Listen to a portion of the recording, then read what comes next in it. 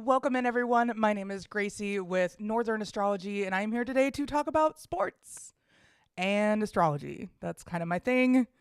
I am excited to be talking about the Kansas City Chiefs once again, week after week. I am covering the Chiefs. It is a fun and somewhat daunting task from week to week, but at the same time, the NFL season is just getting longer and longer, and especially when your team wins championships. So, not a bad place to be in, and I'm definitely looking forward to another Sunday full of introspective observation from yours truly. And the world of astrology is simply growing and multiplying and modernizing with each and every turn. So without further ado, let's go into the game chart.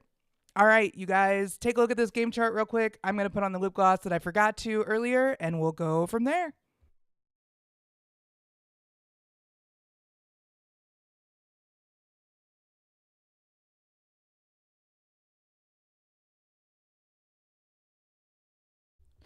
As you can see, today is going to be a fun one with Mars ruling this chart. We start off at the 9 o'clock position with the ascendant. This is where everyone's ascendant is. If you are using tropical astrology, your rising sign is what kicks off your chart. So this is where we start with each and every game. So we look at the ascendant, which is 5 degrees Aries. You can see the little ram symbol there at the 9 o'clock position on this chart. If you are unfamiliar with astrology, cool. I'll do my best to walk you through it. If not, I will do my best to explain things as simple as possible, which can be difficult for some people. But as an Aries, I feel like I am a bridge between reality and other realms sometimes for people, especially with my Pisces Mercury and Aries Sun. It can kind of feel like the ending and the beginning. And I can easily see that in almost every chart. Is like I can see the positives, I can see the negatives, and I can see the neutral zones. So speaking of neutral zones, we'll get back to football and talk about how this game is going to play out. So Kansas City is going to Cleveland today. They probably got there last night. It's not like they're just taking off now and arriving and then landing. Part of this Mars ruled chart is looking at Mars in the fifth house, which is directly trine the rising today. So 5 degrees Mars in Leo, and that is station retrograde. If you haven't felt Mars retrograde already, for the Chiefs at least, you're definitely going to feel it today. This is absolutely something that a Mars rule chart with Mars station retrograde, I feel as though we're going to get back down to basics. This is going to be the brass tacks, so to speak. And I think this one is going to be not so much a bloodbath as it is an awakening point for both teams, perhaps. Maybe one team finds out that they are a little bit better than they thought they were, and another team finds out that they might have a little bit more to work on than they thought they did. So either way, when Mars is station retrograde, it does give it time to reflect and kind of rebuild. Yet at the same time, it is demanding action always, because that's what Mars is going to do. Whether it's station retrograde or station direct, you are going to ask or find a call for action. And I think that's where we can kind of see a lot of the game going. This week is, the only planet that we have really in the first house is Chiron, which is an asteroid, and that is also station retrograde. So in the first house, I don't really see a lot of, when Chiron and Mars are both station retrograde, as well as Mercury slowly stationing direct. I feel as though that this is going to be a little bit of a slower pace game. It's not going to be the shootout that everyone can think that is possible when the Chiefs come to town. With the rising as well as Mercury retrograde and Mars retrograde forming a grand fire trine, I believe that this is going to be more of a shootout than anything else. So if you are bored of close games with the Kansas City Chiefs, I am sorry. This is what we get. I don't know if like the last two seasons were, excuse me. I don't know if the last two seasons were like a gift or if we were just simply you know, motioned to get those back to back Super Bowl wins. And I know those weren't easy either. Watching the Chiefs, whether you are a seasoned fan or whether you are brand new to this organization, is quite the cardio workout. So I think it's important to remember here that we have so many different influences, but the main ones that we're going to be looking at today is going to be the Mars retrograde. So I'm going to keep moving through this game chart so we can analyze a little bit more, and I'm not just sputtering over words or coughing for that matter.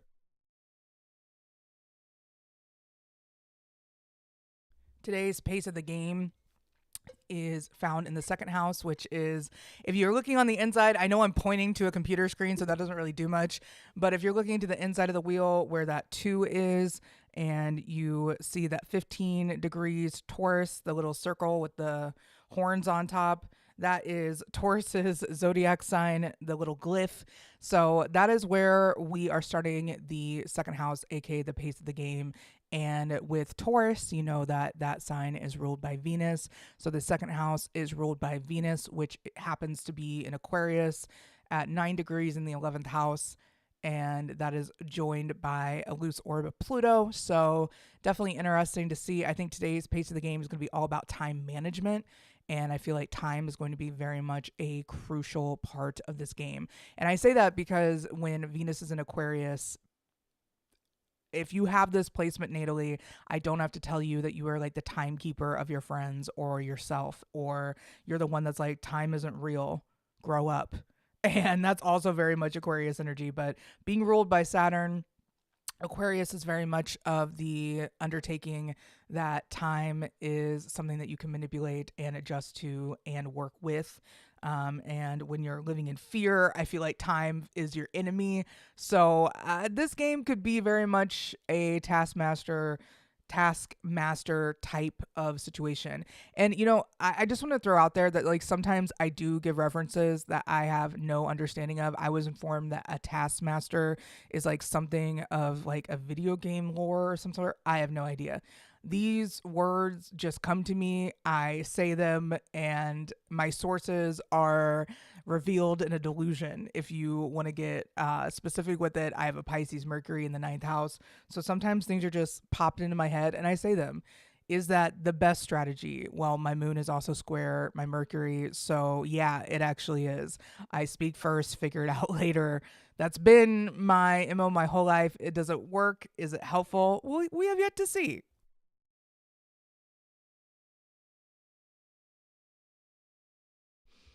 Going into that second house, that is, like I said, the pace of the game. It's going to be time management, very time specific. If this game comes down to a game of seconds, or if there's missed points at the beginning, it's definitely going to bite somebody in the ass, right? Going into the third house, which is starting at 11 degrees Gemini, so it is ruled by Mercury. We do see Mercury still station retrograde in the eighth house, Vegas money. So the gambling odds, I feel like, are not going to be strong today. I feel like if you're going to bet on this game, do some like really fun props or like multi layered parlays, who knows. But it's definitely going to be a trickier and more difficult game to bet. So 15 degrees Jupiter in Gemini, station retrograde. I believe that this is, I don't want to say the main reason for Patrick Mahomes' struggle, but I do feel as though anytime there is a Jupiter retrograde placement happening in the third house, communication, especially at 15 degrees, like 15 is Patrick Mahomes' number. I do feel like this is something that has impacted him. Specifically going into his chart. We can look at that later. I do have that. I can show you guys the tri-wheel setup. So not the tri-wheel, the extras. There we go. So we do have Patrick's chart, and we can kind of show where that is landing for him. And, with Jameis Winston as well, it's definitely going to make an impact. Jupiter retrograde in Gemini, that is. So we're going to be looking at that on a more personal and specific level later. But for now, we're going to continue going on. We have that anoretic Gemini moon. I want to say happy lunar return for all the other Gemini moons out there. Not only am I a Gemini moon, but I am a Cancer rising. So the moon happens to be my chart ruler, and it's the most important part of my chart. So when the moon is in Gemini, and that is my natal moon placement, I feel alive. And that's why I started the show an hour earlier, mostly because I can. It's my fucking show, right? I can do whatever the fuck I want. That's also very Gemini energy, right? And if not, it's definitely Gemini anaretic moon degree coded. I gotta inhale better. It's these goddamn allergies, I swear. Um, Going into that third house, again, we are seeing that Jupiter retrograde in the third house, as well as the moon at the anaretic degree of 29 degrees in Gemini. I feel like this is a mentally taxing game. 29-degree Gemini moon, the mental taxation, the emotional taxation that is happening here with this game. Communication is literally everything. There could be easily missed calls today, missed play calls, missed ref calls. You never know. With Mars retrograde in the fifth house, we are going to be seeing refs being a little bit back and forth, right? Well, the last time I said that, there were literal calls in the Raiders game that came back and were changed after the ref had already called them. So I think this is going to be similar. The home team today is going to be ruled by the moon. I do see the fourth house as where the home team shows up in a chart. So it's definitely interesting to see the home team ruled by the moon. So the Cleveland Browns will be ruled by that anaretic moon. So that's kind of why I'm seeing the Chiefs. Not kind of, it is why. It's kind of why I'm seeing the Chiefs take this victory. It's not going to be pretty. It's not going to be easy. It's going to be a very slow victory. The ninth house of the away team, if we're looking at the home team being the fourth house and the ninth house being the away team, home team being ruled by the anaretic moon. Well, the away team is ruled by Jupiter retrograde in Gemini. So, yeah, I know people refrain from using the word trickster when it comes to Gemini placements, energy, whatever. I like to use it because it is. And if you let words control your life and have meaning over their actual meaning, like, grow up. We got to do better. Gemini is a trickster, and it's okay. This is very much low-key energy, and that's all right. Low-key from, Norse mythology and Marvel, not like low-key. I am not that generation that uses the word low-key in a sentence. Going into the moon ruled fifth house, once again, the anaretic moon is ruling over the creative force and driving force of this game. The fifth house is also home to gambling and hobbies, as well as lovers and children. So if that applies to the fifth house somehow, maybe a lover is showing up for somebody on the team, and it is somebody that they are looking forward to being there that might not have been there in a minute. This is quite the, to me, entertaining game because it will be that solid back and forth. Once again, that Mars retrograde does rule this chart, seeming how it is in Aries rising, and Aries is ruled by Mars. So breaking that down a little bit. So if you are new to delineation or to astrology, you can see my thought process a little bit. Or if you are simply wanting to understand sports astrology for yourself and don't know where to start, my method's a good one. I like it. It's been doing okay so far. I've accurately predicted the scores of a couple different Super Bowls and plenty of games, and I'm really enjoying how much it's growing and how much it's taking off.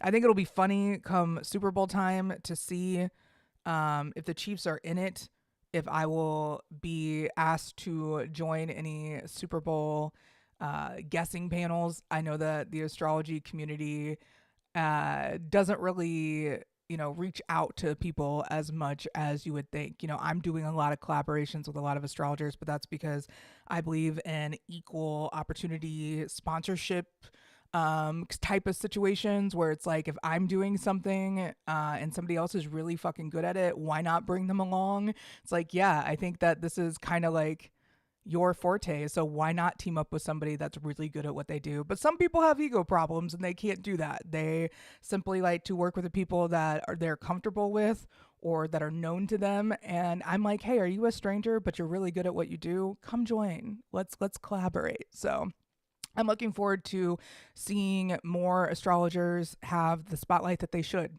and seeing more voices emerge from the astrology community that aren't hell bent on playing games, feeding ego, and manipulating others. That would be a really great start.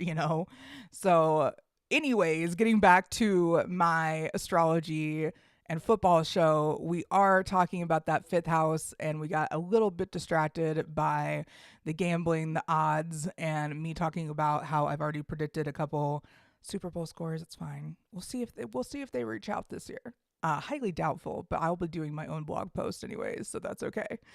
Looking at the sixth house, which is what rules over the physical body and is kind of what our daily actions accumulate into. The sixth house is all about that repetition, that daily rise to service, and how you appear to help others as well as how you appear in service to yourself. So, interestingly enough, this is ruled by the kill or be killed degree of Leo.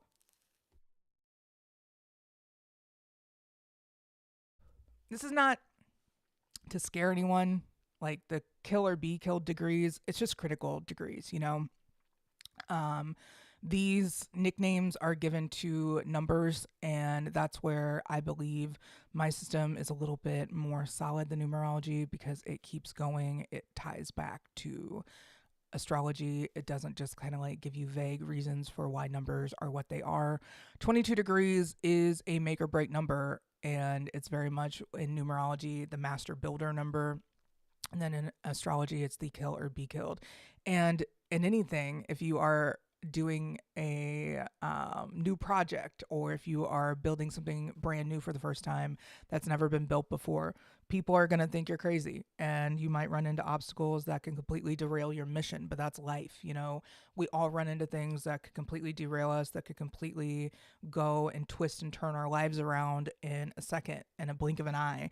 And that's the Russian roulette of life, so to speak. So there are moments where I'm like, hey, there's nothing to fear with this degree. And then there's moments where I'm like, hey, I know you've gone through a lot.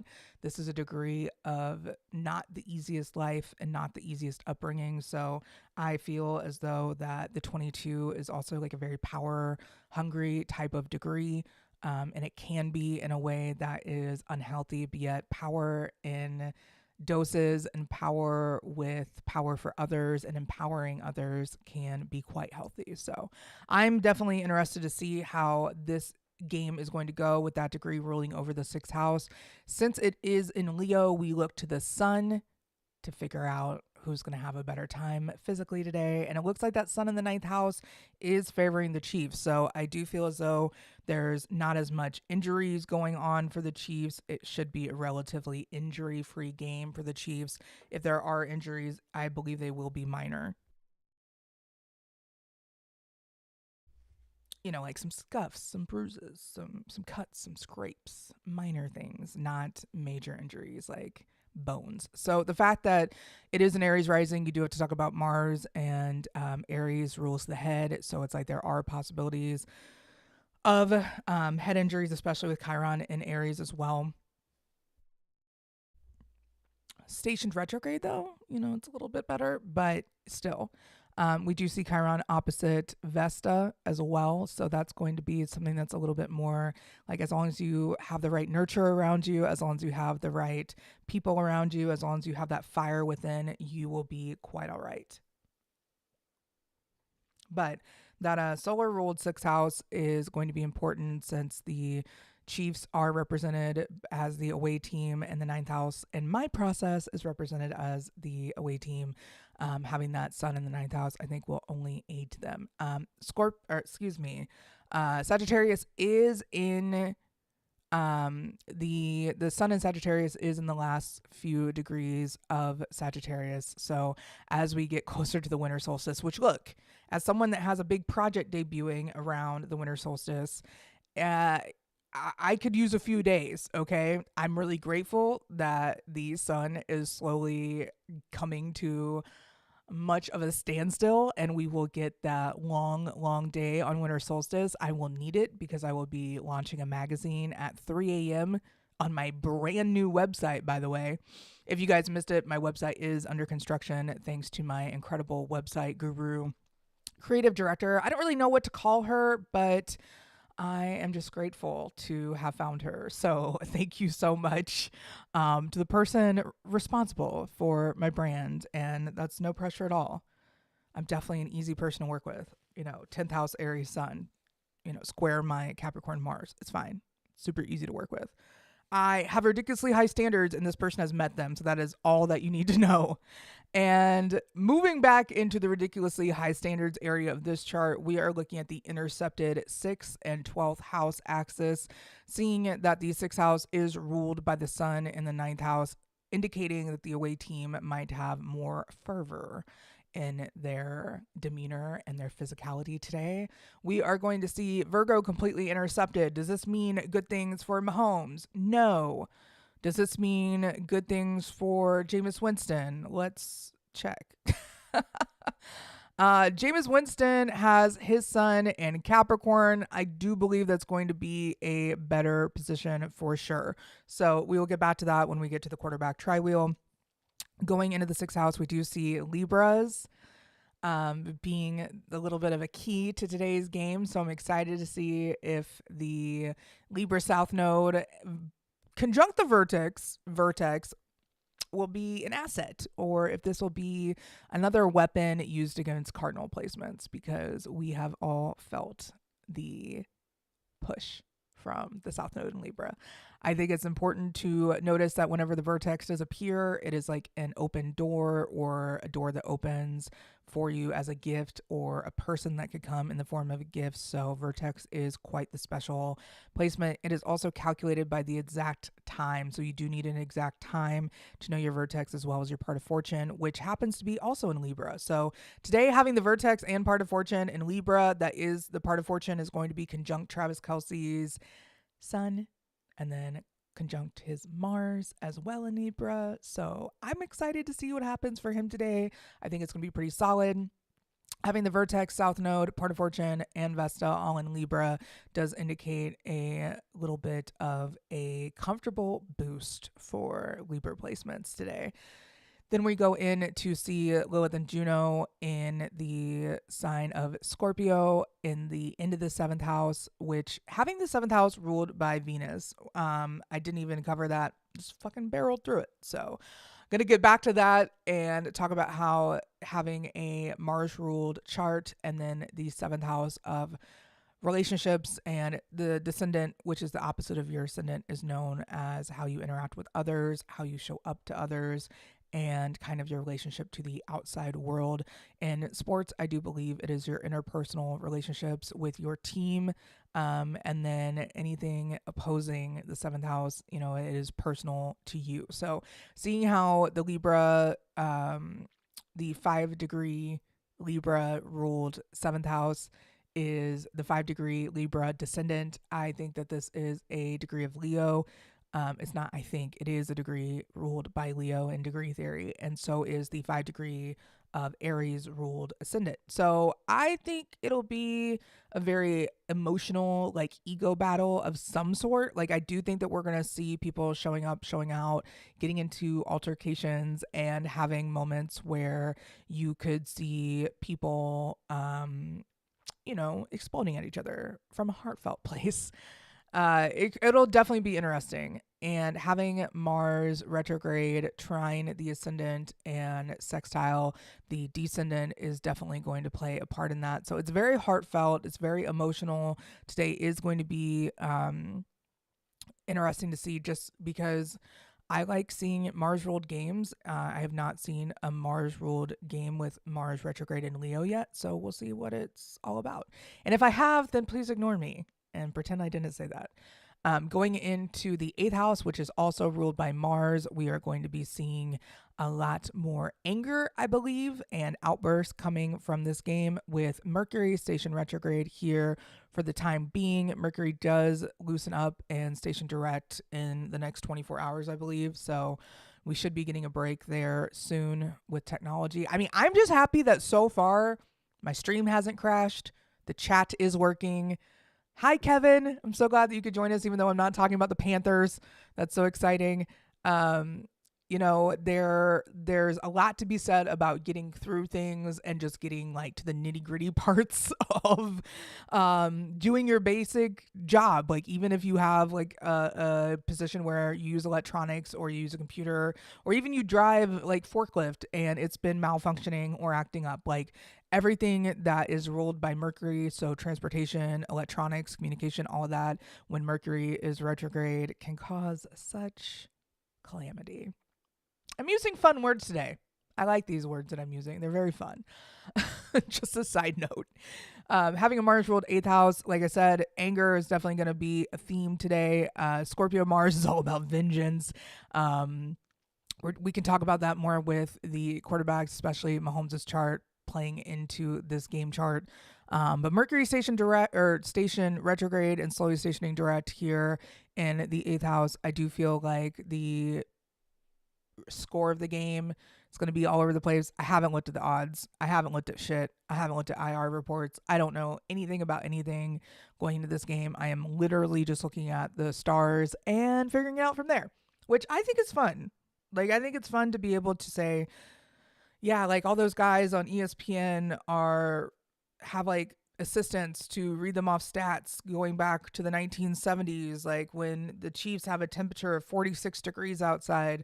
These are this is what happens. But like, I look forward to when they're like, every time the moon is in Gemini, the Chiefs seem to have quite a boost and blah blah blah blah blah. That's because it's square. Like, that would be so cool to me to hear it on like the broadcast. It's like, every time the moon is in Scorpio, the Chiefs seem to do well. Like that'd be great. Or waxing whatever moon is where they find their strength. That'd be cool. It is a full moon today. It is a full moon in Gemini that happened overnight. If you were not aware, it was conjunct my Chiron in the 12th house. So I feel as though this full moon is going to heal parts of me not feeling intelligent enough or not feeling like I should say certain things. Like that I'm a sports astrologer out loud. And I did that not only on here, but on the news. So no one had heard from me in 3 years. I basically disappeared off the face of the earth. And then I popped up like, hey, everyone, I do sports astrology now. So what a way to out yourself to everyone in your city.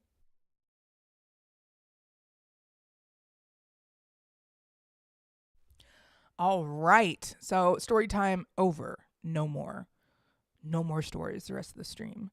Ninth house for the away team is the Chiefs this game. So I believe, are seeing a little bit of communication, regrouping, revamping, tweaking, possibly new plays debuting for the Chiefs.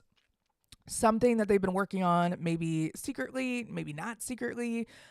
Things just feeling a little bit more all over the place. This is still chaos football. This is not stability football whatsoever. Going into the 10th house, we do see that 2 degrees of Capricorn, aka the power degree, if we're going with degree theory, which we are. I have a 2 degree Aries Sun square my 2 degree Capricorn Saturn. I don't know how you could have an Aries Sun square an Aries Saturn, but I tried. My Aries Sun at 2 degrees square my Capricorn Saturn at 2 degrees. It's a trip every day. I just think that I'm not doing enough. And then I find out that I've actually done more than like 10 people have in one day. And I'm like, it's still not enough. I've not accomplished my life purpose. And that's every day for me. So every day I wake up at dawn and I wonder if I've done enough by noon to justify relaxing and maybe even like taking a break and having lunch. Like, It's insane. It's an insane life. And yet at the same time, I wouldn't trade it for the fucking world. I think in order to be a bit of a dreamer, to be a little bit out of the box, I think you have to be a degree of outside of it.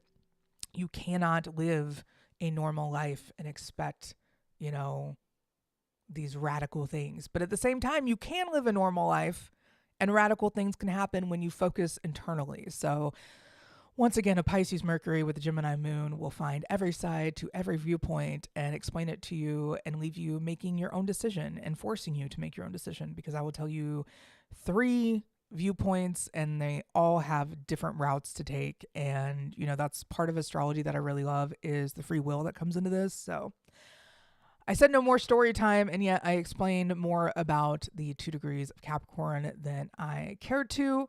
But that is the MC for today's game. So when you have a Capricorn ruled MC, it's all about slow, steady climbing. And this game is going to be a slow, steady climber. I'm so excited. Another game. That's like 0 scores in the first half. And then it's like 400 years off my life in the second half. I can't wait. I know every Chiefs fan feels that too. They even made a promo about it, so I'm not speaking anything too crazy. In the 10th house, we are seeing Pallas Athena there, seeking knowledge. I feel like maybe asking for help or seeking a mentor or going to a teacher in this game could be something that is useful. Not just taking it all on your back. Going and asking for help is a big part. Going into the 11th house, which is also ruled by Capricorn, aka ruled by Saturn. I know I said the MC is ruled by Capricorn. It's ruled by Saturn, people. Saturn is in the 12th house of today's game. So not only is the MC 11th house, or not only is the 10th house and 11th house ruled by Saturn, so is the 12th house. So the third half of the third quarter of the game, I feel like will be from the descendant to the MC. And then the fourth quarter to me is the MC to the ascendant. And it's always going through the trenches. And when you have Pluto, Ceres, and Venus all in the 11th house, all in Aquarius, all neatly stacked there, I feel as though today's game is going to be transformative for a certain team. It could be that the Chiefs win and it transformed them into an unstoppable force going into a game, I think, in 6 days. And then, I think they have 3 games in 10 days in the next 10 days. So this game, they have the game on the 21st on winter solstice. And then just to, drive that in, that Kansas City is now America's team against America's will.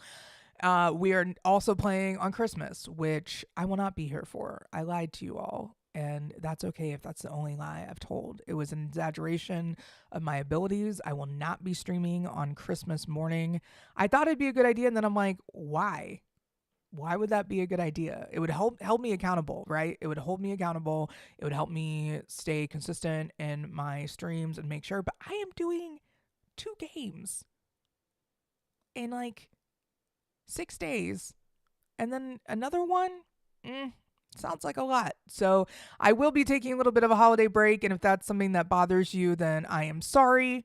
I hope you find another sports astrologer to hold you in your arms, in their arms, hold you in their arms and get you through my absence. I know you will make it. I have faith in you. There are not really many people that do what I do, so I understand if you are disappointed, but think of my family being disappointed that I'm talking to people on the internet instead of being there present on Christmas morning. Nothing like a good guilt trip to be like, how dare you want me to be here? I will be doing Christmas. Getting back to the 11th house being ruled by Saturn and the 12th house being ruled by Saturn. If the 6th house is ruled by the kill or be killed degree of Leo, then the 12th house is ruled by the kill or be killed degree of Aquarius. The intercepted 12th house is where we find Saturn, Neptune, and the North Node. So today, murkiness and getting through it is going to be the theme. And not knowing where your next step will land is kind of the energy as well.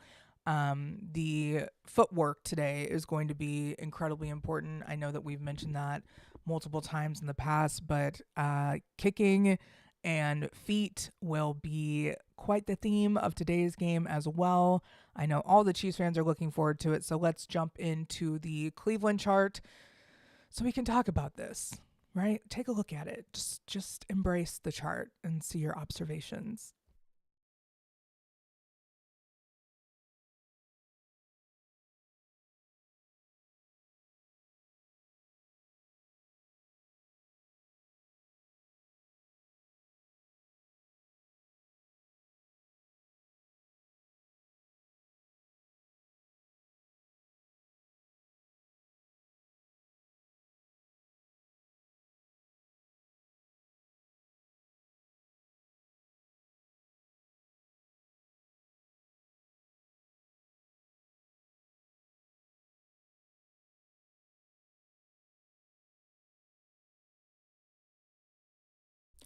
All right. That should be enough time to look at this chart just for a few observations. I do want to mention, even though this is like terrible, there we go. You can see little Mercury.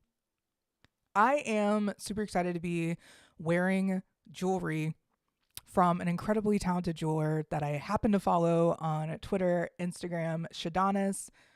Her jewelry is absolutely out of this world, and it's because it's all designed around the planet. So not only the moon ring, which I am ruled by the moon, so this is very important to have for me, and then Mercury, which is one of my most prominent placements that people can pick up on because I have a Pisces Mercury and everything is visual, everything is very dreamy, and it's all very vibes oriented. Kind of like these live streams. So if you haven't already, please check out Shadonis and her amazing jewelry line, and it makes a great Christmas gift. Hopefully, we are still in the window of Christmas gifts. So, yeah, check her out. All right, we have the Cleveland Browns. I still can't believe that's their name. Not because it's like a problem, but like, why wouldn't you change that? Browns, unless you're working with leather or like fashion, not a fun color. Unless you're a tree, then browns are very important and help distinguish you. Aside from Cleveland not being a tree, we can just throw that out there. Cleveland is not a tree. Brown's not a flat. Orange and brown? Like, oh my God. The aesthetics alone would kill a Libra. Absolutely just destroy a Libra. Can you imagine if Travis Kelce had to play for the Cleveland Browns? Oh my God, that'd be terrible. Anyways, back to their chart, which is a little bit more aesthetically pleasing. Thank God. In the first house of today's game, Cleveland has their Juno and Taurus. I'm not quite sure what that means for them, but they might feel married to this game or deeply connected personally to this game, just because they are treating this like their Super Bowl. Who knows?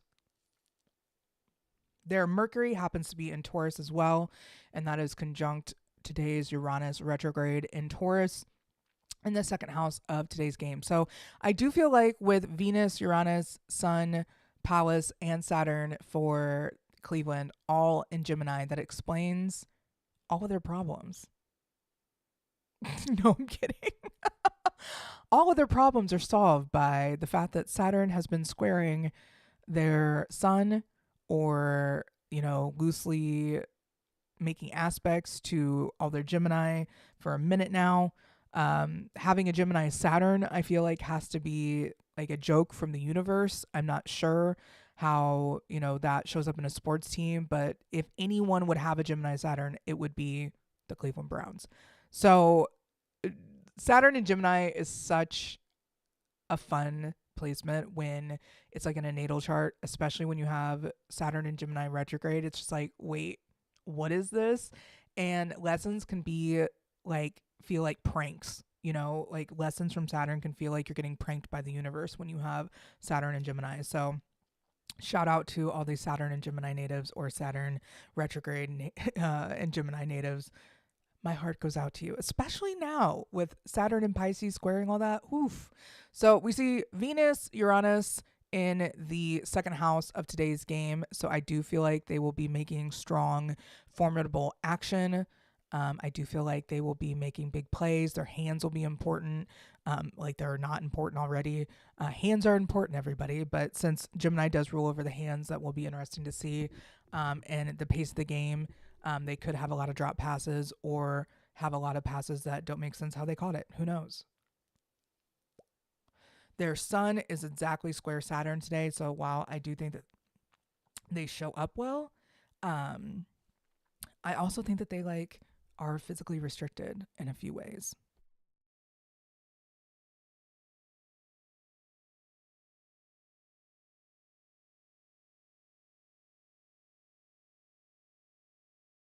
On top of that, their Saturn and Gemini also happens to be square Neptune. Station direct though. So that is going to be better for them. They might just have super rose colored glasses when it comes to their ability to communicate and their ability to emotionally process things today. The moon is conjunct their Saturn as well. So not only is Neptune squaring their Saturn, but today's anaretic moon at 29 degrees Gemini will be conjunct their Saturn in the third house. So communication is going to be huge for the Browns, which once again, still shocked they're named that. Like this day and age, I'm like, oh, you couldn't come up with something better, but that's okay. Going into the moon ruled fourth house, which is where Cleveland is home today. So, home to me and my sports astrology process is represented by the fourth house.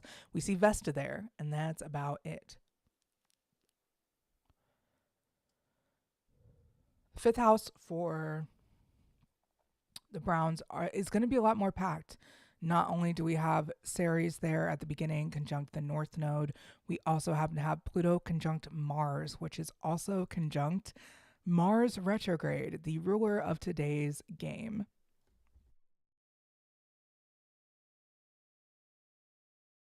Pulling out my handy dandy Sapien Symbols book. While I do know these symbols because I've been talking about them so much lately, I'm going to pull up the visuals for you guys. 5 degrees Leo, which is the karmic degree of today's Mars retrograde. I was going to say Mercury retrograde, caught myself. Mars retrograde is the karmic degree is 5 degrees Leo. The solution degree is 6 degrees Leo, or excuse me, the truth degree is 6 degrees Leo. The solution degree is 7 degrees Leo. So, with that being said, having the Mars retrograde at the karmic degree of Leo, Pluto for the Cleveland Browns at the truth degree of Leo, and having their Mars at the solution degree for that 5 degree placement of Mars retrograde is kind of wild.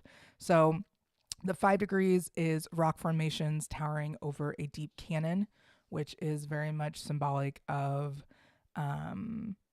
you're kind of reminded of how small you are in life, and like the enormity of nature is kind of like consuming the average person. So if you're standing at the bottom of a canyon, you feel kind of small, kind of energy. The 6 degree of Leo is an old fashioned conservative woman is confronted by an up to date girl.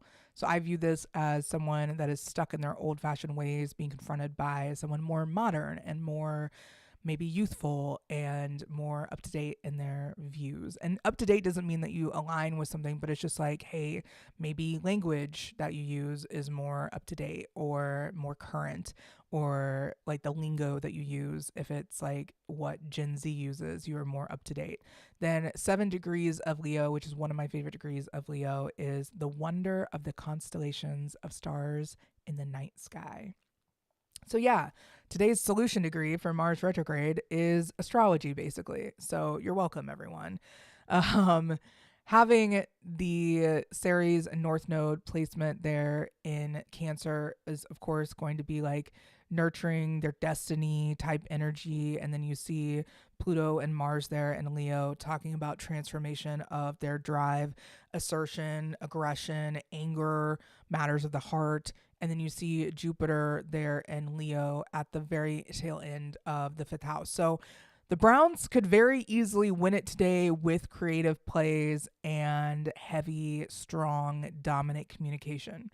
That is what the lower half of the chart is saying. So I am not going to be surprised if the Chiefs go and get exposed with their weaknesses, just because the Browns are being more creative and possibly being a little bit more aggressive when it comes to transforming and moving and adjusting with the game. So, with that being said, going into the sixth house for the Browns, we see Lilith at that 29 degrees. So, physically, having their Chiron in this house, the sixth house, is not great.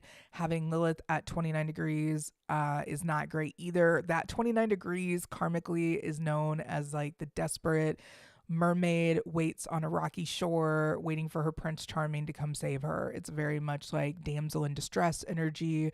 So interesting to see that here in the sixth house, as well as having their physical body, which is represented by Virgo.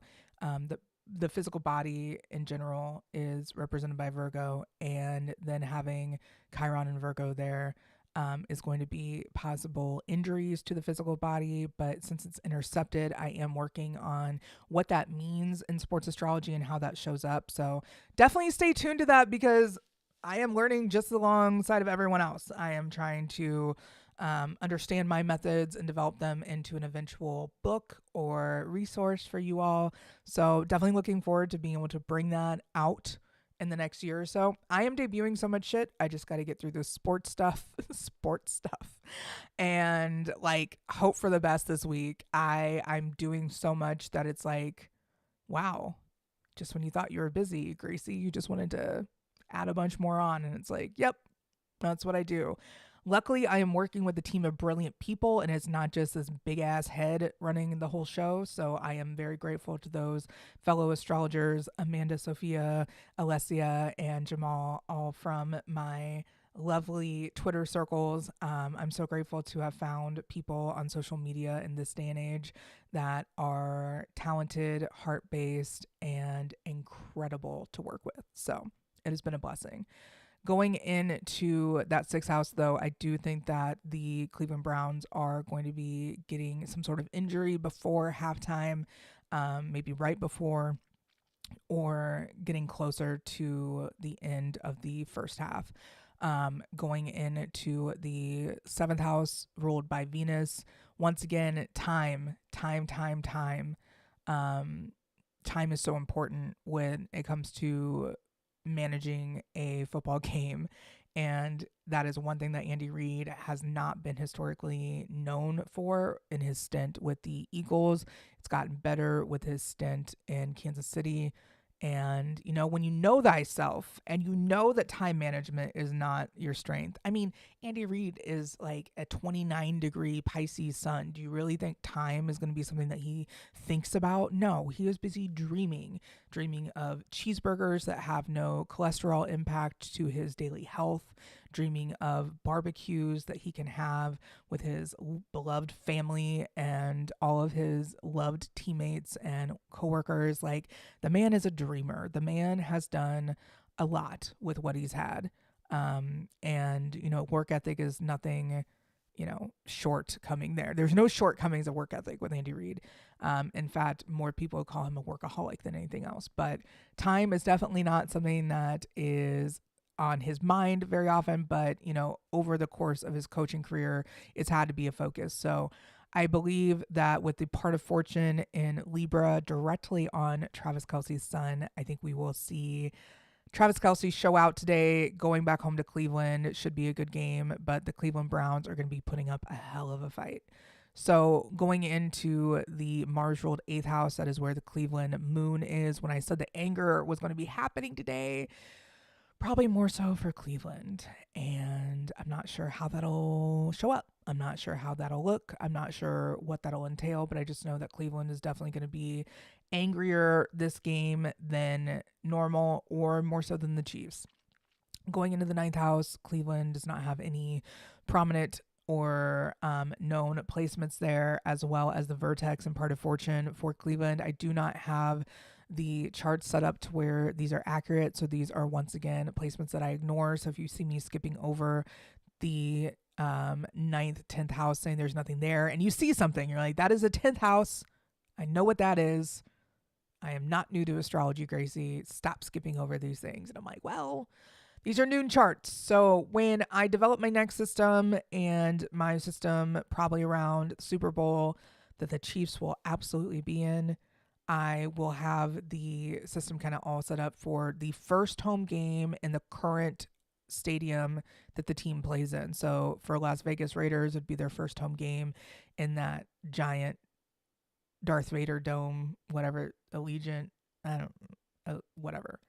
For the Chiefs, it would be September 17th, 1972 at, I think, like 7 o'clock, but it might be like 4. I don't know.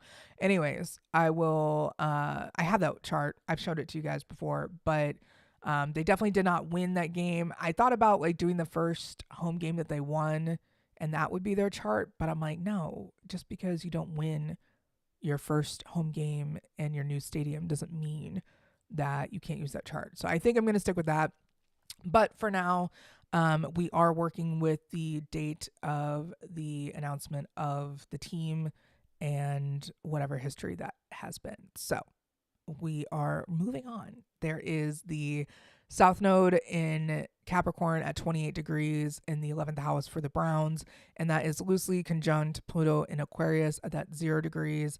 That is, like right around 28 degrees would be the karmic degree, 29 degrees would be the truth degree of that South Node, and then 30 degrees Capricorn would be that solution degree. So 30 degrees Capricorn is also what I refer to as 0 degrees Aquarius.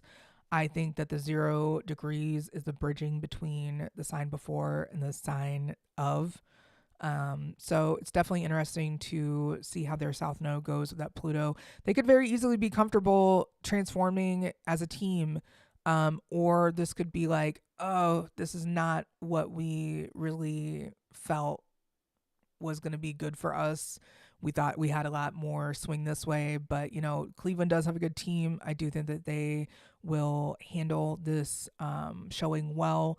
I do know that the Chiefs chart, as we go in there, because the Cleveland doesn't have any planets in the intercepted 12th house, so that it ends with their South Node, because once again the part of fortune is time specific, and with the noon chart it's not going to be accurate. So the South Node is the last placement that we see for the Browns in the 11th house. So that's why I don't really feel as though they have the boost. I'm no longer seeing the 12th house as a trap.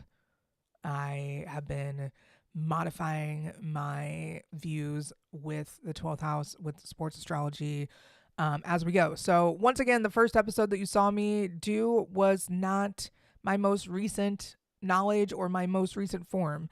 As someone that is moon ruled, I change each and every day. Just ask the person that I love most in this world that loves me back, and has to kind of figure out where I am every day. And I may or may not be like a wild animal that you have to kind of follow around. Like, what music is she listening to? What shows is she watching? Is this a safe time to approach? Like, I am very much somebody that changes each and every day with the moon. So it's like I can see how these things that like I started with process wise have developed into new theories, new concepts, new beliefs, new processes. So it's definitely been fun. I've enjoyed the process. So let's jump over to the Chiefs, which is where, I happen to enjoy the process more. Born and raised Kansas City. I will say it without mumbling in case you didn't hear that part. So yeah, born in Kansas City, Missouri, raised on the better half of the state line in Kansas. I do love me some Kansas as well. It's very much like Leslie Knope being born in Eagleton and, loving Pawnee. But our case, Eagleton is Kansas and Pawnee is Missouri. So maybe people in Missouri don't feel that way, but I certainly do. I'm glad to have been able to like grow up with this team and understand this team from the early 90s till now. And to say that we as a fan base have been put through the ringer is absolutely an understatement. and you will never actually know unless you are part of it. So I highly suggest people who think that Chiefs people are all bandwagon fans. It's like, no, we just feel finally comfortable admitting out loud that our team is the Chiefs, and we won't get like, laughed at mercifully, whatever. um, it's like we're able to actually say out loud with pride, yeah, Chiefs are my team, have been my whole life. Those starter jackets are pretty lit these days. So, anyways, take a look at this chart. I'm going to drink some water, replenish the lip gloss, and I'll be here to talk about the Chiefs and how they show up in today's game.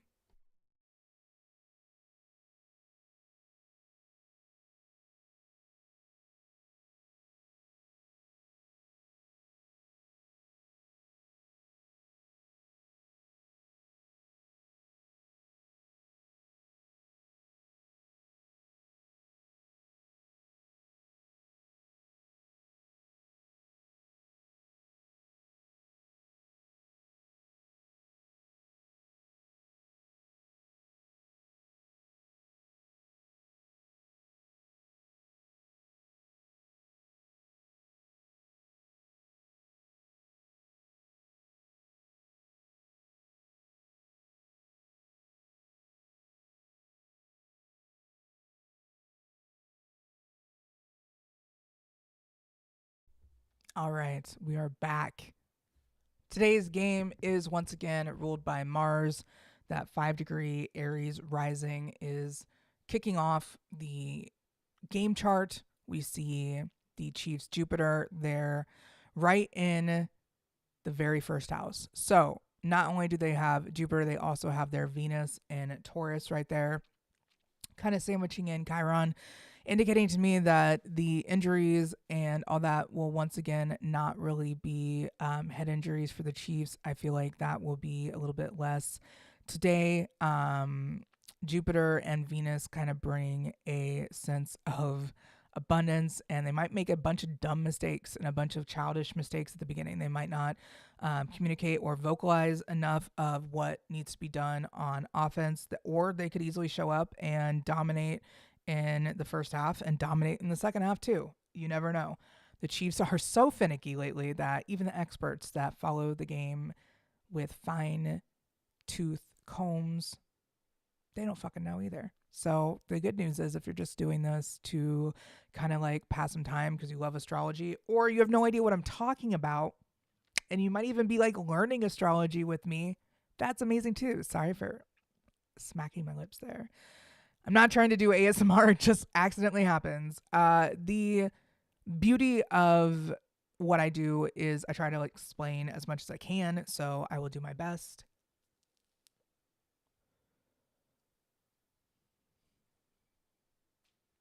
The main thing that I feel here is that their Jupiter is also trine Mars and Mercury retrograde, right? Also loosely trine the sun. Their Jupiter being in that first house, I feel like is going to give them kind of like that luck factor that we have been seeing for the Chiefs over and over again. But then when you get to the second house, which is ruled by Venus, having their Mercury retrograde, conjunct their moon, and having their sun there in the third house or in the second house as well, pace of the game could be very emotional for them, could be very back and forth for them, and could feel slower for them with that Mercury station retrograde. So I don't want to discount the fact that, yeah, Jupiter and Venus are there in the first house. Yeah, Jupiter and Aries is usually a little bit of a fire starter, but it's more like a mental fire starter than it is a physical one. So they might just be able to see their mistakes easier, see what they've done wrong easier in that first part. But looking at that first house to second house to third house, not having anything in that third house, I do feel like is going to help, since, the away team is represented by the ninth house, that third house, ninth house axis not being complicated outside of the sun opposite the moon. That's just indicating that, full moon happened. The sun is also ruled by Jupiter, and Jupiter is going to be retrograde in that third house. So knowing that The sun is ruling that sixth house, and Jupiter is ruling the sun, and Jupiter is found in the third house, station retrograde in Gemini at 15 degrees. I just like that 15 degrees and Patrick Mahomes' 15 jersey is just like sticking out so much, being like, I just don't feel like he has the best time today, which is kind of what we've been seeing. The Chiefs have been failing to protect their $500 million man. So I don't know how that's going to work, but the vocalization of it today could be quite loud or quite rage driven. We'll see. We'll see. Having that Jupiter once again being in Gemini means that it's Mercury ruled. So it being stationed retrograde in Sagittarius is also just like, oh man, who fucking knows? It's in the eighth house. Eighth house is ruled by Mars. It's angry. It's angry. It's not a happy one. Um, Misfires, miscommunications, people yelling and then apologizing. There's a lot of reconciliation energy happening whenever Mercury goes from retrograde to stationing direct. I believe, just because I work with a lot of Mercury retrograde people, or people that I feel like already have Mercury retrograde by having it ruled by Jupiter. So my Sagittarius Mercury and Pisces Mercury friends, I love Mercury retrograde as a time to slow down and regroup and be like, what the fuck did I just sign up for? Like, I know that it's going to be an intense week. Not only am I publishing my Northern magazine, I am fully stringing it together this week. I waited until Mercury was stationing direct to be like, I got this, right? Like, I can do this. I can do hard things. But knowing that, that energy is trying Mars retrograde and that is the chart ruler, I do feel like the not losing your cool energy is going to be important. So yeah, we're going to see blowups. We're going to see in your face kind of like anger, but it's either going to be heartfelt and for a reason. And like the reason is you're getting screwed by the refs, or it's going to be like, shit, I'm just trying to stand up for my teammates and defend and protect what's mine and what's ours. So heartfelt anger, logic based anger, and it'll be quite the mental journey for the Chiefs today. So going into the fourth house, which is the home team, ruled by the moon, and the moon at that anaretic degree of Gemini. The moon is actually going to be in Patrick Mahomes' 10th house. So that is going to be something that I feel as though helps him in many ways, and helps him kind of like change his mindset in real time on display. And yet at the same time, that could be his downfall if he lets his overthinking, mental anguish get the best of him. And it's hard to not be angry when you're getting the shit beat out of you. So going into the fourth house, like I said, having that moon ruled north node there, that is more of like a point of destiny, kind of like a moment to talk your shit and get into their heads kind of thing. Going into the moon ruled fifth house, the Chiefs have Palace. They're conjunct Mars retrograde. So I feel like maybe a resurgence or remembering who they are is going to be something that helps them be creative and get out of that funk. Having their Mars, Uranus, Ceres, Pluto, Juno, and Vesta all in the sixth house, this is where they are going to thrive in a way. The sun today is trine their Mars at 24 degrees Leo.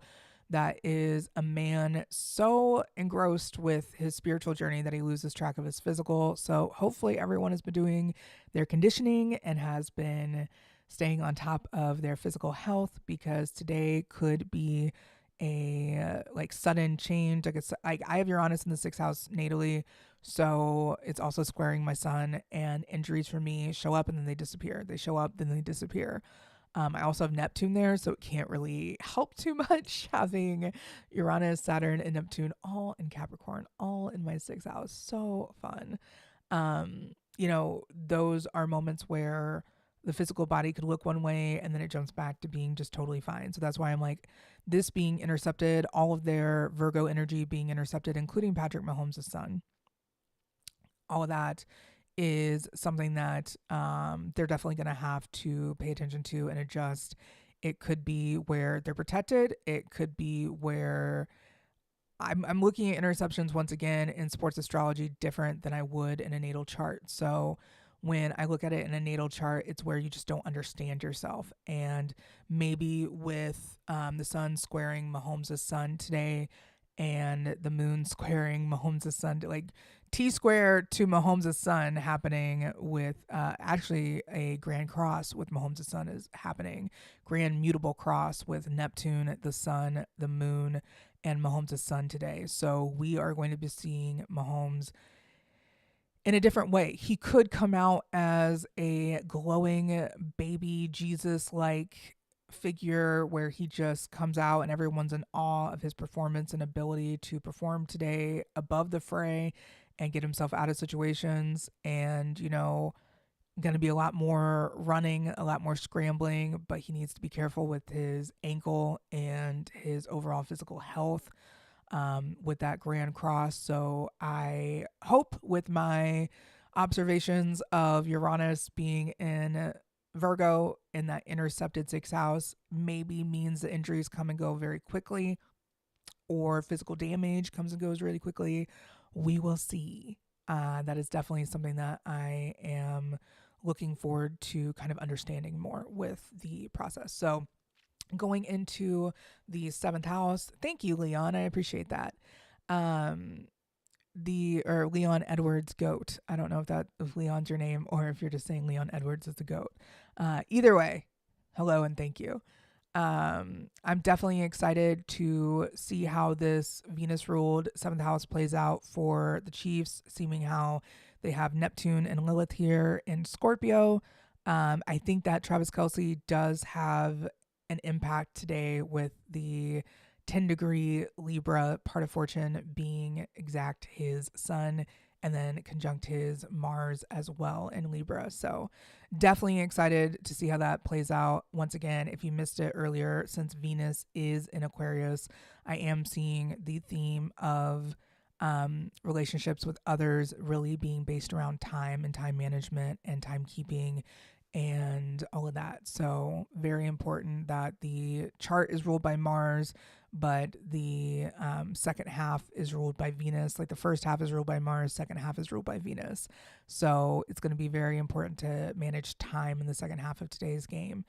Looking into the Mars ruled eighth house, we are not seeing anything major for the Chiefs here. Once again, this is the announcement date of the Chiefs chart.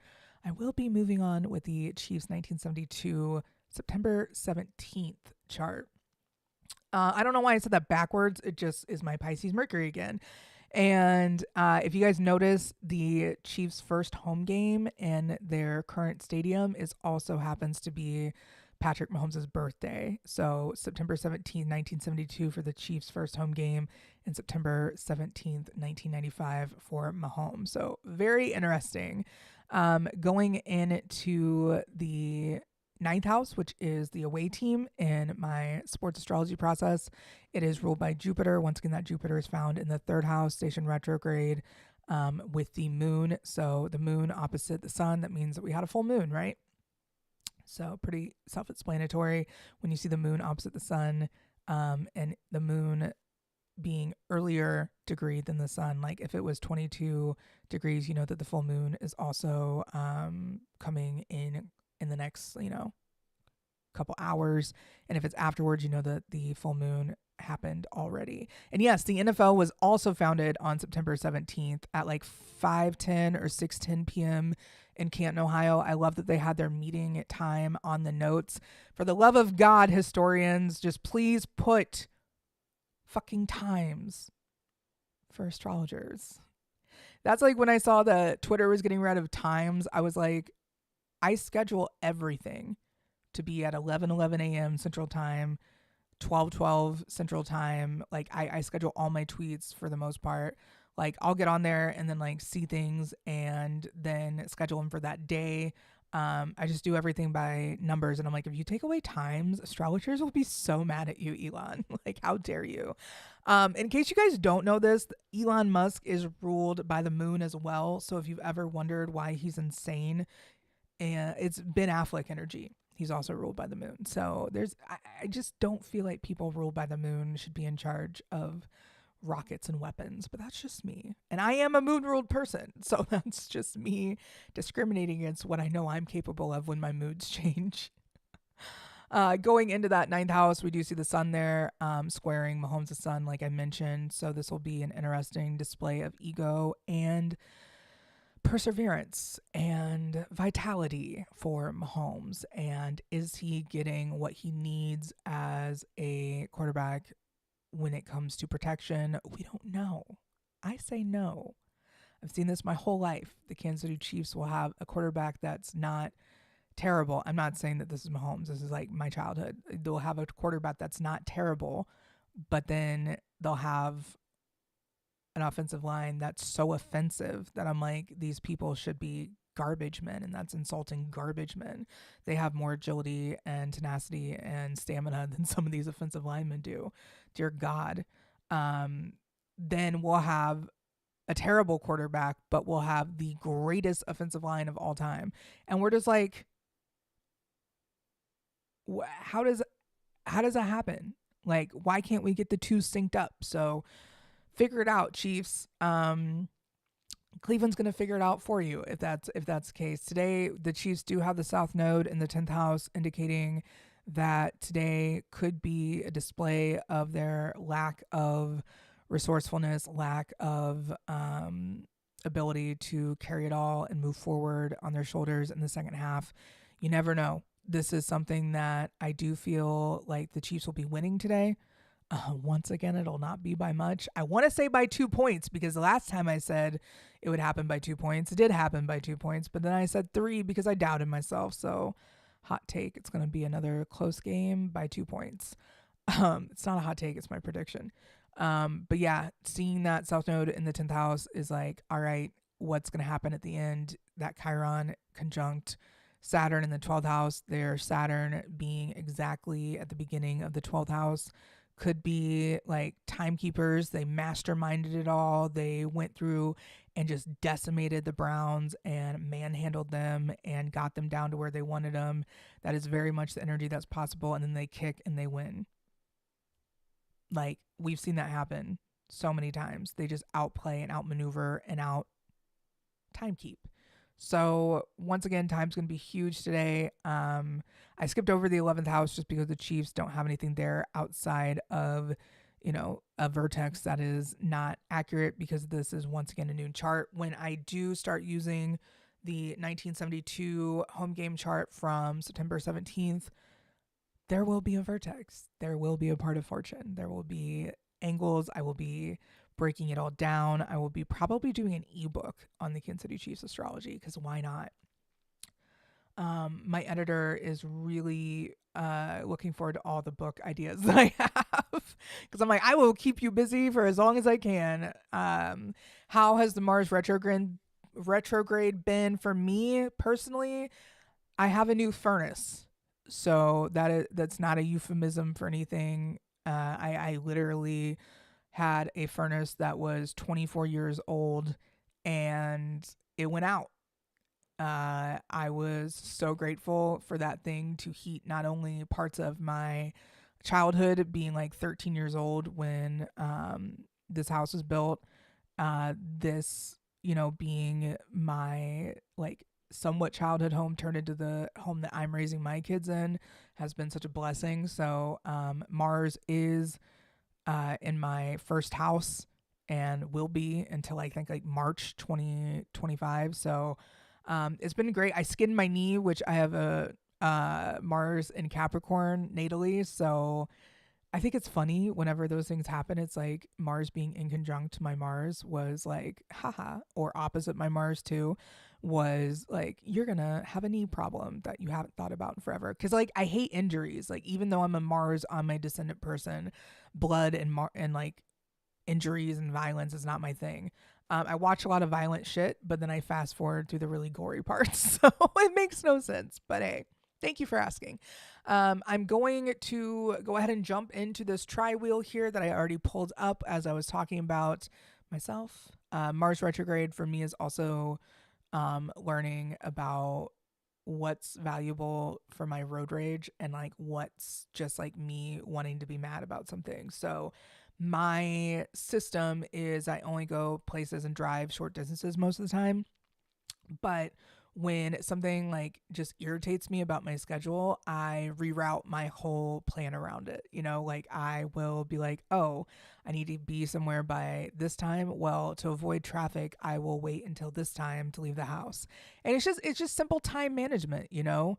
Um not getting letting my Gemini moon, which Gemini rules over the third house of communication, transportation, short-term travel, all that, not letting that get the best of me and like being so reactive to people has been super fun to learn during Mars retrograde. But it's also about matters of the heart and operating from the heart. And I am also a caretaker for my father, who is totally fine mentally and capable of doing all the things himself, but physically, he has had a lot of injuries, an emergency open heart surgery.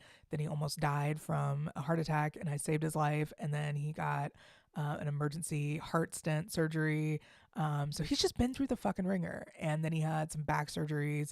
And it's just been like, okay, let's get him whole and functioning again. So the later years can be the best years of his life, which is what, the plan is. But it's all about being like, hey, you know, this time of your life is a time to operate from the heart and to remember that it is a blessing to have people get older. Like aging is a privilege. And I think that's something that some people take for granted. And it's a very disappointing thing when you cannot see the people in your life for the wise teachers that they are. They might not be perfect people, but who is, right?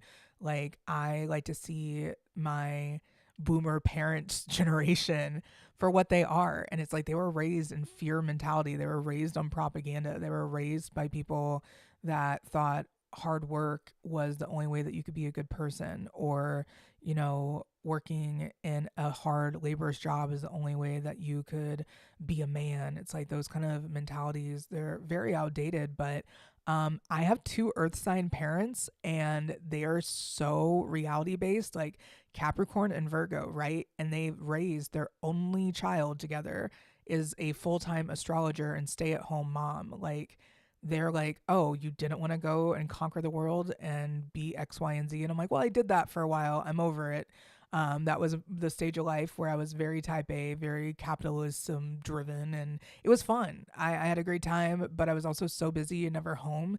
And now that I'm home all the time, I get to explore like different things that I never gave myself the time to, and astrology's been one of them. So learning to be grateful for those feral wolves of parents that I had versus being angry that they never taught me common sense or basics like balancing checkbooks and doing taxes. It's like, no, they were very busy doing other things, tackling corporate worlds and being bosses in their own right. So you got to look back on the things right now, especially from the past, with an open mind and an open heart. It's like some people were also just doing their best. So if there's anything I can say about Mars retrograde and Leo going into Cancer, it's forgive your parents if you can. If you're lucky enough to have them on Earth still, they might drive you crazy. They might be burdens of themselves. They might emotionally, spiritually, they might completely disagree with everything you do. They might, yell at you and take out all their anger on you.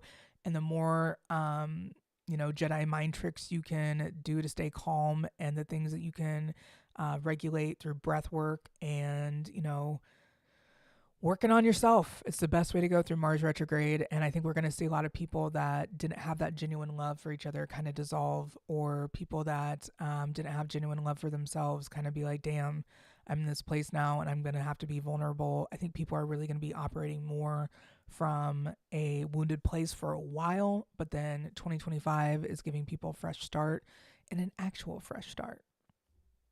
So I'm looking forward to it. But back to today's astrology and back to the sports of today.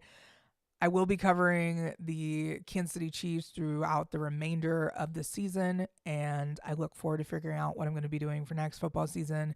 But mostly, I will be doing my Housewives show on a monthly basis, so you guys can check into that. If you're not into the Real Housewives of Bravo television, well, you're missing out on a grand, not only psychological experiment, but just like reality TV at its finest, like most opulent type of situations with the most mercurial type of arguments. And Mercury rules the third house as well as the sixth house. So you got to remember that siblings and bantering and communication are also a key to your, you know, gut health and brain and gut balance and all of that. So it's like being able to express yourself, being able to connect with others is something that's very important in the mercurial sense. So we're going to be seeing a lot of mercurial energy today. So that's why I brought it up. Funny how I can say mercurial, but then it's like my speech impediment wants to just destroy any other word that might be difficult. Like that one wasn't hard, but whatever. Going into the tri wheel of today's game with Kansas City at Cleveland, kicking off at 1 p.m. Eastern, noon my time, is going to be a lot of fun. We're going to see a lot of fun today. It's going to be a lot of passion, a lot of like back and forth, a lot of heart-based communication, a lot of burst of anger, possibly ego-based. We'll see. The ego-based reactions are going to get you caught up in the end. The heart-based reactions are going to get you ahead in the end. So it's up to the teams to decide. Head to head, the Chiefs will be in the middle wheel. The Browns will be on the outside. So you will see in the middle wheel that the Chiefs have Jupiter and Venus, and on the outer wheel, the Browns have Juno out there. So not exactly what you would call a big push or start to the game. I think it'll be a mental collaboration of sorts. Not collaboration, collaboration, like aligning. There we go. Calibration, something like that. We got this. I killed it on the SATs and the vocab part. It's just my brain processing how to pronounce them is the process. Like if you watch any of my live streams, you see me like slow myself down on the most basic of words, and it's been kind of funny. But like when Mercury stations, definitely impacts me a lot more. That's why I was saying mercurial so much. So yeah, Jupiter in Aries is going to be more of a mental burst of like maybe they're like working faster than they can actually physically embody, or they're getting ahead of themselves somehow. With Venus there and Taurus, they're going to have to be pretty vocal at the beginning of the game. I'm seeing that both of them have Mercury in Taurus, and that's in the second house of today's game, indicating like pace wise, they are going to be very much back and forth, very much as much as the Cleveland Browns are a team that you're just like, what? No, they're terrible every year. Like, why would they ever be a threat? It's the Chiefs are giving a lot of anyone could beat us energy this year.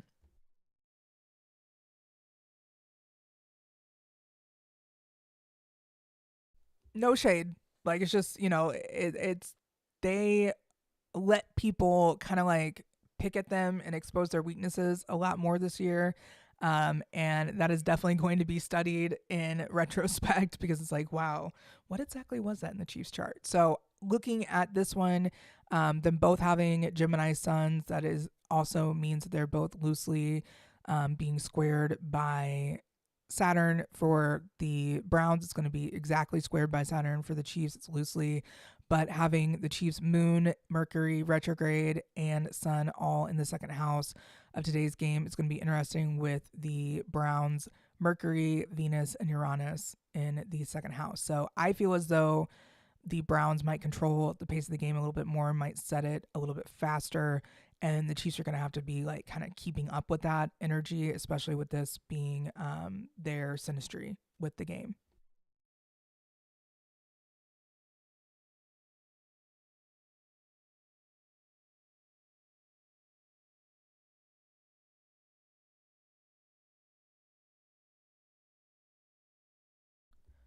All right. Going into that third house of communication, sibling like energy, and short term travel, transportation, all that, we are seeing the Sun, Palace, and Saturn for the Browns, and we are seeing really nothing for the Chiefs. That to me indicates that communication is going to be more of a focus and lesson for the Browns today. The Chiefs are going to have to simply slow it down and keep up and make sure that they don't get, completely overridden in the first half. Um, Going into the fourth house of the home team, and that is ruled by the moon, and the moon is at that anaretic degree of Gemini in the third house. We are seeing a lot of, once again, the communication being key, the slowing down and understanding the mental process of it all being key, making the hand connection be a big thing. Hopkins for the Chiefs has his Mercury, I believe, conjunct the moon today. So I do believe that he's going to have a big game, but then it's like the Saturn there for the Browns is also going to be conjunct his Mercury. So I wonder if he's going to be like extra covered today. I didn't have him written down on my numbers to watch, but I will cover that once I'm done going through the wheel. North Node versus Vesta in the fourth house for the Browns, and the North Node for the Chiefs in the fourth house. I think that this is more, like I said, reminding the home team of their destiny and their impact, like the Chiefs' impact and the Chiefs' destiny versus the Browns having Vesta there. Maybe they are quick to make that, that first half of today's game be, feel like they're in control, or they're lighting a fire under that, or who knows. Vesta and the Flame is very connected. So yeah, you guys can figure that one out. Having Mars retrograde in the fifth house, conjunct Palace for the Chiefs, and then Pluto and Mars for Cleveland. Once again, that's why I think Cleveland does have a stronger first half than the Chiefs does. The Chiefs do. The Chiefs does. The Chiefs does. The Chiefs do. So very interesting with that Jupiter in the fifth house there too. If anything, if today's game goes awry for the Chiefs, it's because of that fifth house, Pluto, Mars, Jupiter, all in Leo for the Browns. I think that's very powerful, especially opposite today's Venus and Pluto. So the Browns are going through their Pluto opposition. So are most boomers at the moment with those Pluto and Leo. I have two of them in my life, and they're world-class menaces. So those are my parents. Leo, Plutos with Earth sons, dear God. Going into the sixth house, which is ruled by the sun for, and it's intercepted sixth house. So you got Leo, Virgo, and Libra all meshed in that sixth house. And then opposite on the 12th house side, you have Aquarius, Pisces, and Aries all squished in there. Really looking forward to seeing how that plays out, just because, once again, working with interceptions and sports astrology is totally different than a natal chart. I have an intercepted 10th house and 4th house axis, and that means my Aries and Libra are intercepted. And as an Aries, my other half is a Libra, and it's like I learned so much about myself through him, and I feel like that's like mutual for each other. But it's definitely been a ride, because I'm like, I don't understand either of these energies, but I embody them daily. So very interesting. So the sports astrology side of it is more like how people show up, and Pisces and Virgo today, I don't feel like are going to have the best games. I feel like, if anything, Aquarius is going to have a pretty solid game. I need to write that one down. And yeah, like the Leo placements, of course, could have a great game. I am skipping them this game. I will cover all the things. I have them all written down. But yeah, the Virgo energy being intercepted will be interesting to see. And Mahomes's sun squaring today's sun, forming a grand mutable cross with Neptune, the sun, the moon, and Mahomes's sun. So should be quite interesting. But that could mean he shows off like a little. I think I said a little baby Jesus cherub earlier, and it's like he's gonna come down and put everyone in awe again of him, and that could be today's game.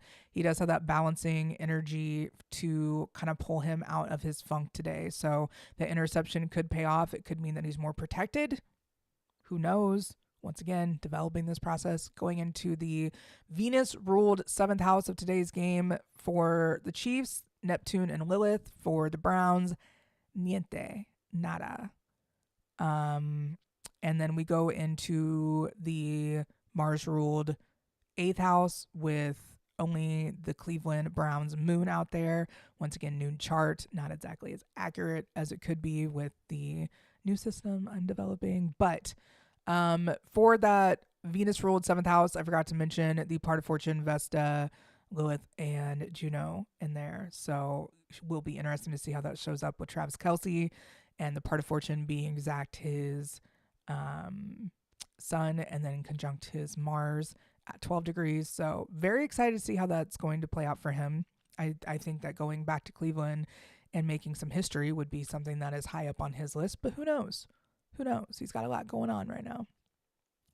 Going into the Mars ruled eighth house, like I said, Cleveland's moon's there. I think Cleveland does get more angry at this game and does get a little bit more in people's faces, could be a little bit more vocal, could be a little bit more vengeful, could be a little bit more in your face, having that opposite their Mercury natally, and then opposite the Chiefs Mercury retrograde, as well as Uranus retrograde happening in the game today in the current transits. I think it could be quite loud, quite spicy in here. Who knows? But mostly for Cleveland, I think that they might be disagreeing with some of those calls, refs calls with their moon loosely square Mars retrograde and their moon being ruled by Mars and their Mars natally being conjunct Mars retrograde. Who knows? Who knows? Going into that ninth house ruled by Jupiter, which is currently retrograde in the third house of today's game in Gemini. Definitely feel like communication and getting back to the basics and getting back to that like quickness, scrambling, run for your fucking lives mentality for the Chiefs and just running the damn ball. Sagittarius rules the legs, and the ninth house is ruled by Sagittarius, aka Jupiter. So run the damn ball. I really hope that the Chiefs coaching staff is watching my live stream right now. Like, what can we learn from Gracey in today's game? And it's run the damn ball. And then we go into the 10th house ruled by Saturn, aka Capricorn there, with the 2-degree Capricorn MC.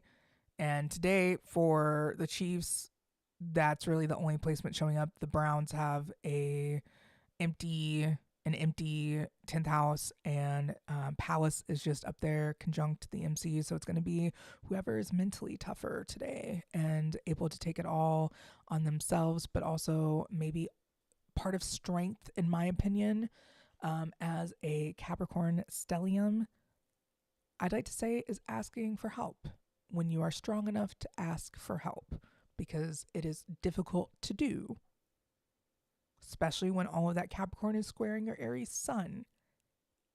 Very difficult to ask for help. And knowing that this is going to be a game where all levels are going to be needed to get this win on the Brown side and on the Chiefs side, I think that the Chiefs having the South Node there in the 10th house, they're comfortable on display. They're comfortable under pressure in these type of situations. So I do think they prevail in the second half of the game and win by 2 points. The going into the 11th house, once again, for Cleveland, this is where it all ends.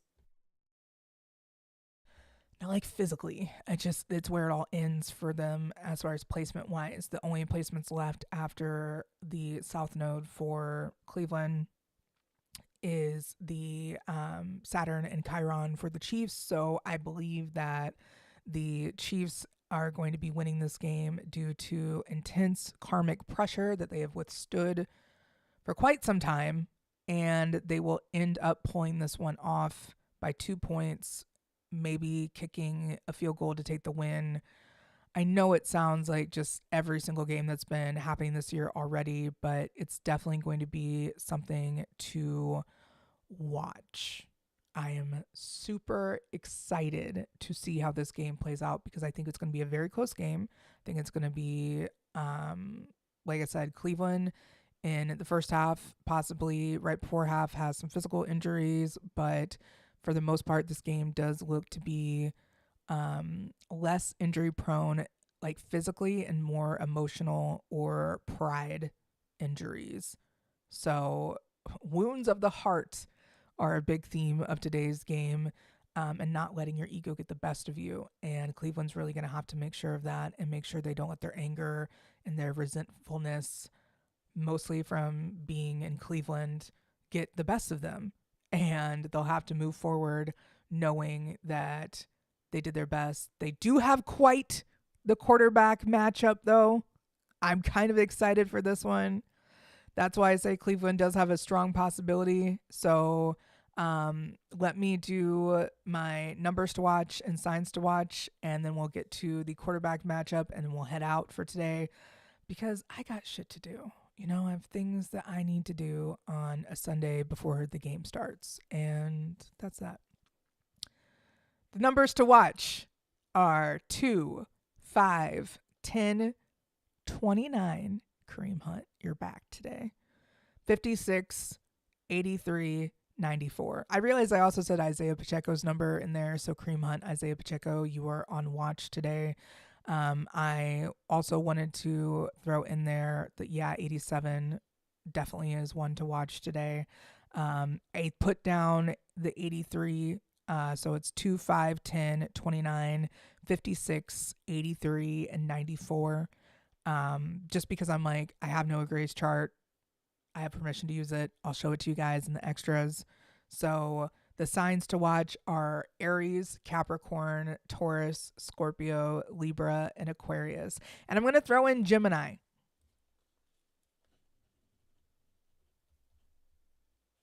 Just because I want Geminis to have a good day today. So yeah, that's 7 signs out of the 12. So we'll see. Once again, this is something I'm figuring out. I could have a totally different system next year. So we'll see. This has been fun to do so far and just see how like the signs that I call out also end up having like big games. So Chiefs by 2, gonna be a close game. First half, Cleveland is going to kind of have that not upper hand, but possibly upper hand. And then I do believe that the Chiefs end up pulling it off in the end when it matters at the very last moment, because that's what they like to do to Chiefs fans. So going into the extras today, I do have the quarterbacks charts if you guys are interested. Public charts for both of them, both noon charts. So making it pretty simple. The vertexes, part of fortunes, and angles will not be accurate, but this is their personal planets are very accurate, as well as the outer planets, because of course they would be. Going into the first house, we have Jameis Winston versus Patrick Mahomes, of course. Jameis has his Ceres and Lilith in the first house. Mahomes has his Aries South Node in the first house. So if he's all over the place and kind of feeling erratic or mentally getting himself together in the first part of the game, that sounds about right. Or he could just be straight out the gate. I know what to do. Who knows?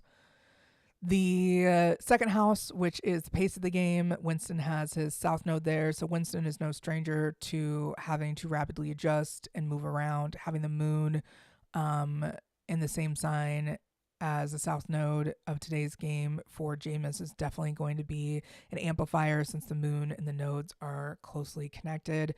The third house for today is ruled by Mercury, and that is currently retrograde in the 8th house. So very interesting to see that Jupiter, which rules Mercury in Sagittarius, is here in the 3rd house, and nothing here for the 2 quarterbacks.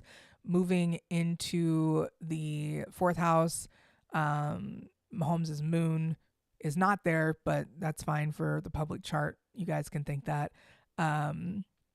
but it'll definitely be a game of communication for Mahomes. So you can figure out what house that is in. The fifth house for the game has Mars retrograde in there, which is also the chart ruler, and forming a grand fire trine with that rising and Mercury retrograde in Sagittarius today. So definitely going to be a little bit of a sporadic yet chaotic yet heartfelt yet mental kind of energy. So yay. That's going to be for the game in general. It doesn't really push into the quarterback's chart until you look at the seventh house, where you see Mahomes's Mars and Jameis's Moon right there squaring Mars retrograde, and they're both also ruled by Mars. So that's definitely going to be interesting to see which one is more angry and which one is more emotional, or both. Then going into the sixth house, which is ruled by the sun, and the sun is in Sagittarius in the ninth house of the travel team, the away team. We see the Chiron for Jameis Winston there in the sixth house, and then for Mahomes, we have the sun in Virgo forming that grand mutable cross. It'll be quite the spectacle to see. The South Node and Vertex of today's game will be hitting Mahomes' Chiron and Venus. So, like I said, I don't think injuries are going to be a huge thing for the team. They might show up and then leave. They might come and go. Who knows? Will be interesting to see which team is more injured this game. I don't pray for injuries. I pray for the people that end up injured.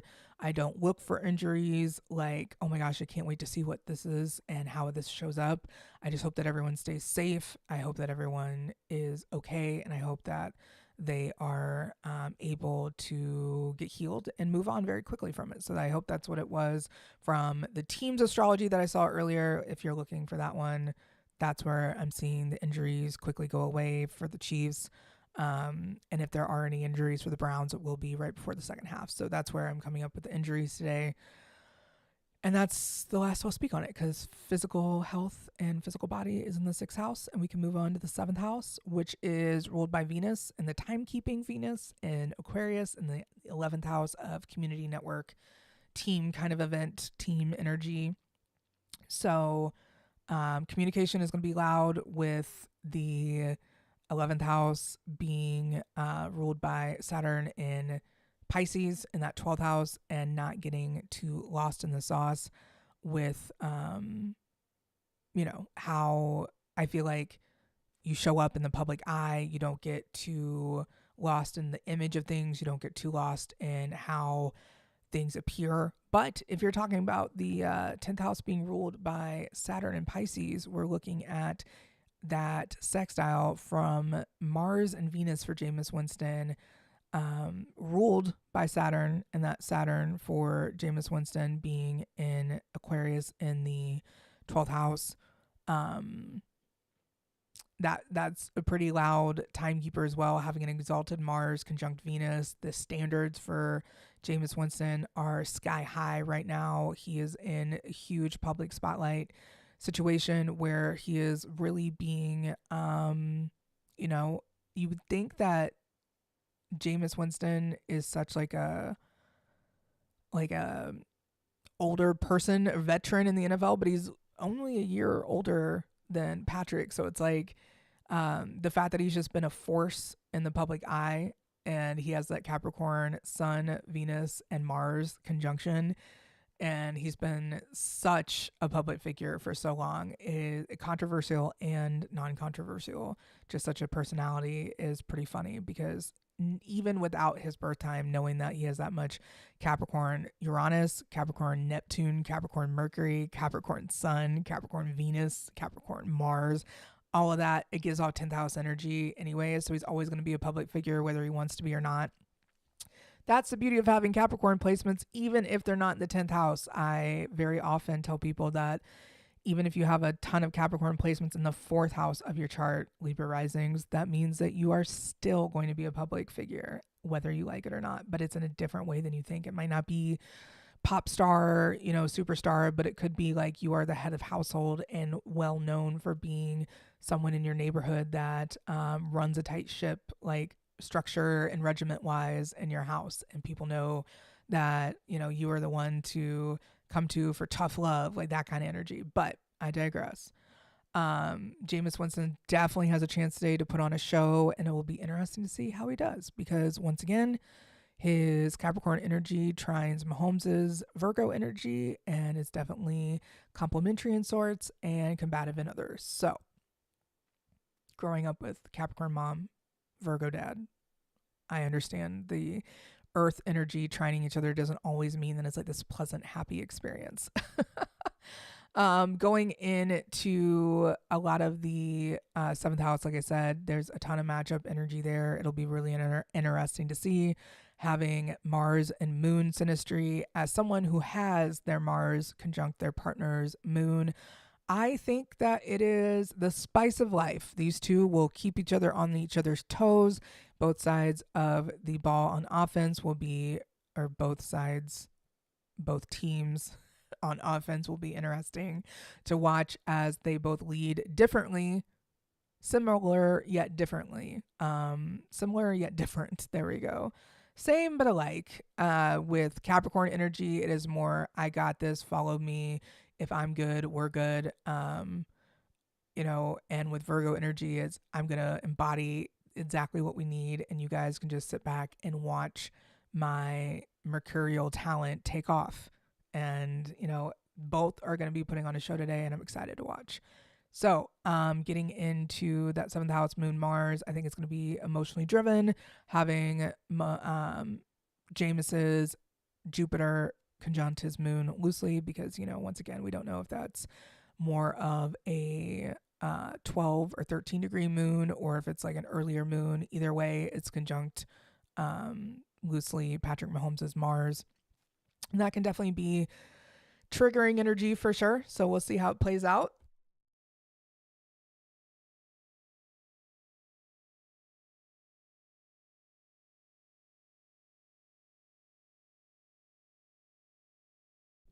The other parts that we see here are Pluto synastry. Pluto conjunct Pluto just pushes you to do better. Mahomes's Pluto and Jupiter in that eighth house will definitely be interesting with it ruled by Mars. See if if he just laughs off everything, or if he laughs off the haters or laughs off the outside noise, or if Jameis gets to him, or if the defense gets in Mahomes' head. Either way, these two quarterbacks definitely have a lot of respect, and Mahomes can teach Jameis a lot, and Jameis can do the same to Mahomes.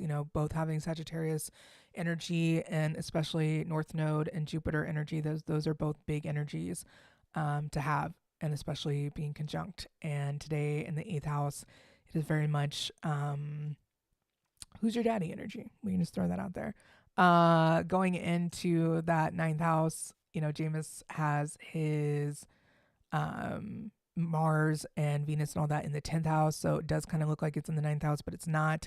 It's still in the 10th. So yeah, Jameis has nothing there. Patrick has his Juno there at 22 degrees in the 9th house of today's game. So very much, I feel like he is ready to show up and show out. Then Jameis has that 10th house amazing stellium that's going to be very much on display today. His talent, his gifts, everything. So that could help in the later part of today's game. But I think that if the Browns get to be, in the game and closely either having the lead or taking the lead, it's 100% because Jameis's Capricorn powerhouse energy there in the 10th house. Like that Mars, Venus, Sun, Mercury, Neptune, and Uranus is insane. So, wow, to live with that energy every day, you have to be charismatic, and you have to be somewhat able to take it all on yourself and transform yourself on you, as well as believe in yourself the more than anyone else ever does, and kind of be your own biggest fan. So that's really cool to see. Going into the 11th house of today's game, there is just Mahomes's Uranus there, as well as Neptune getting in the middle and being at that killer be killed degree of 22 degrees Capricorn. That Neptune is going to be right at the end of Uranus. So I don't know if that's something that, Mahomes comes in and breaks up the monotony or breaks up Jameis's hot streak right there at the end. And then Mahomes' Uranus there in the 11th house is definitely going to be interesting, seeing how it is trine today's Uranus retrograde in the second house. So, yeah, seeing Mahomes' Saturn and Jameis' Saturn in the 12th house of today's game. With that 12th house Saturn, Neptune, and North Node, I feel like today's game is going to be a lesson on both ends, both Cleveland and the Chiefs for different reasons. I feel like Jameis feeling comfortable in his own skin and feeling like he can really settle his nervous system down and like calm himself down, the circulatory system, and really feel this victory in his veins is going to be one way that he can prevail. He can definitely combat the Chiefs' 22 degree Saturn there with his Saturn at Aquarius at 27 degrees, and then Mahomes having a Saturn retrograde at 21 degrees, loosely conjunct today's Saturn, but mostly conjunct Jameis's Vesta. Could feel like while Jameis tries to light a fire under himself to finish the game, Mahomes just comes in and gets his team to where it needs to be. So definitely interesting with the quarterback tri-wheel. I do want to point out that I said Noah Gray has a good game today. His rising is on today's ascendant, as well as his jam-packed Aries, Mercury, Jupiter, IC, and then his Taurus, Pallas, Saturn, and Sun all in the first house. So today could be a personally advantageous game for him. It could be one where he shocks Vegas and does something wild and gets something cool with his moon there in the 8th house, opposite all of his Taurus energy too, and then opposite Uranus and Taurus station retrograde. So yeah, definitely could be interesting. Then you see his part of fortune and Venus in the 3rd house today of communication and hands. So he could be catching some really big plays today thanks to him being open or somehow, communicating to be open. His North Node, Vertex, and Vesta all in the 5th house of creativity. We could definitely see some creative plays involving him. So looking forward to this game as always. If you are just catching up, I said the Chiefs would be winning by 2 today. The numbers to watch for are 2, 5, 10, 29, 56, 83, and 94. And I'm going to throw in 87, of course, because Travis Kelce having his son at today's part of fortune for the game. If you guys missed it, there it is. That 10 degrees. Libra, part of fortune in the 7th house. So definitely going to be a game to watch Mr. Kelce go back to Cleveland, Ohio. The signs to watch are Aries, Capricorn, Taurus, Scorpio, Libra, Aquarius, and Gemini. All the air signs are having a day-to-day.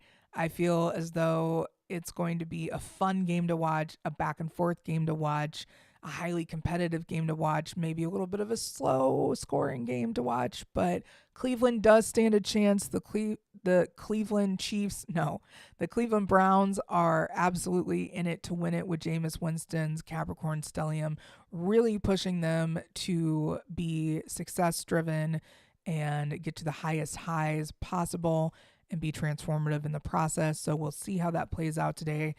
Patrick Mahomes has a grand mutable cross involving his son, the sun in Sagittarius, currently Neptune in Pisces, as well as the moon in Gemini, right after we had a full moon overnight. Did you feel it? Were you able to sleep? I have a Gemini moon natally, and I was able to sleep, but once again, woke up at the crack of dawn. So if I could just grow out of that phase, that would be great. But I'm hoping to get my sleepiness skills back when winter break hits and I am not waking up every morning to drive people places. So when that happens, I will be sleeping in more. But I will also be publishing my magazine coming out on winter solstice morning.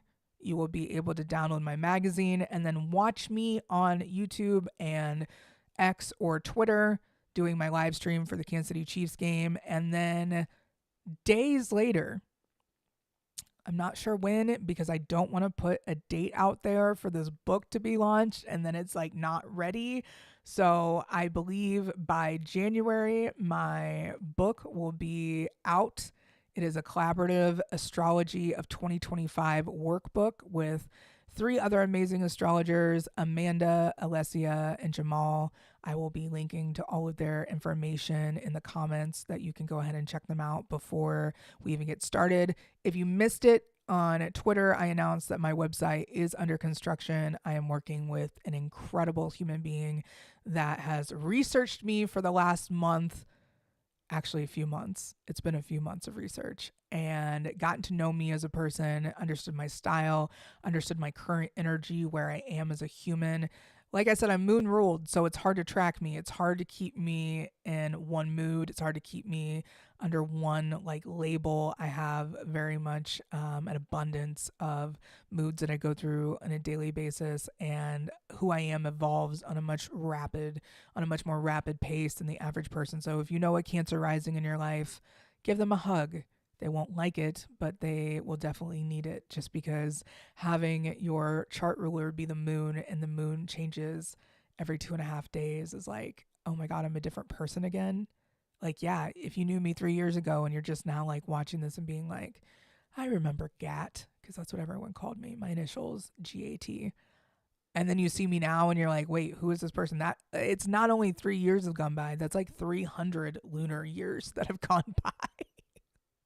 So if you love a Cancer rising, you deserve some sort of settlement for our ridiculously high standards and partnership, thanks to Saturn ruling our 7th house.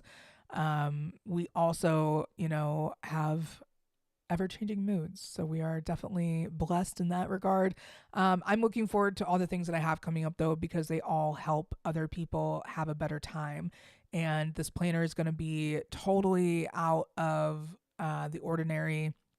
The table of contents is actually a calendar. So whenever you're going through something and you're like, why the fuck do I feel like this? You don't need to text me.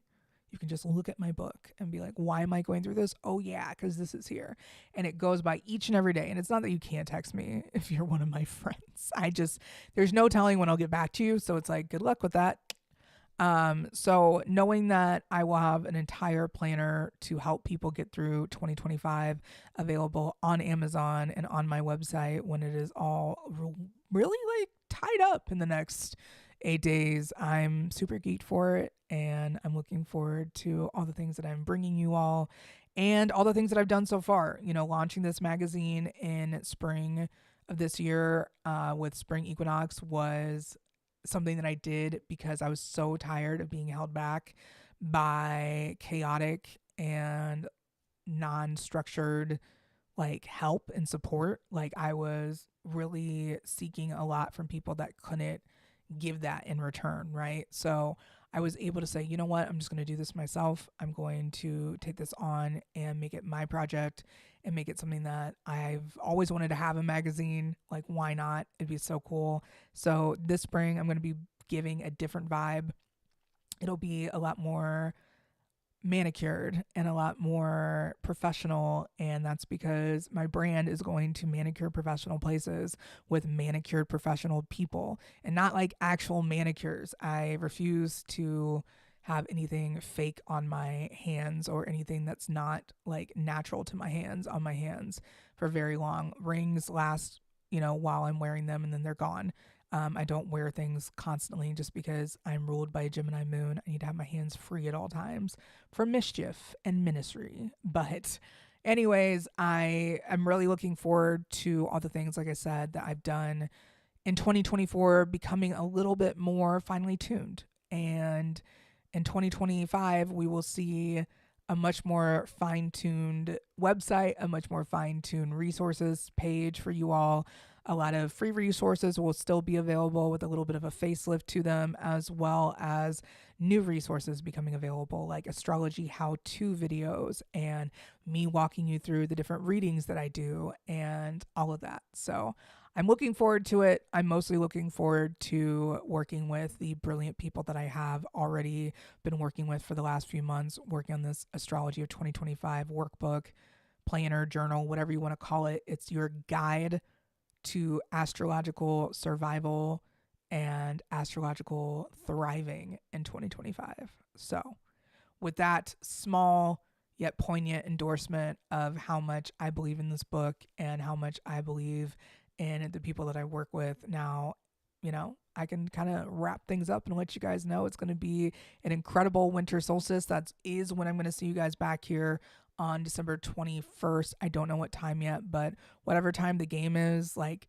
minus a few hours, and I'll appear. So having a set schedule and letting anyone know what I'll be doing ahead of time is something that I am working on for 2025. So I'm stopping myself from just doing and trying to inform people before I act, and we'll see how that goes. So anyways, thank you so much for joining the stream. I'm looking forward to another Chiefs victory and another week of me being able to help guide you through the energy and pace of the game. So I am looking forward to next week. I'm looking forward to the holidays. I'm looking forward to winter solstice. I'm looking forward to my magazine being published. I'm looking forward to my book being published. I'm looking forward to taking time off at some point and sleeping and breathing and relaxing. And it's going to be a fun rest of the winter. Aries season starts in March 21st, 2025. And that will be the true kickoff to the new year. But with this new year, we do have the nodes at 0 degrees Aries, 0 degrees Libra, which the ancients said is a time for cosmic renewal and truly a new start. So I look forward to that all happening in the next few weeks when we catch up next. So once again, I'm Gracey with Northern Astrology, and I look forward to seeing you guys next week.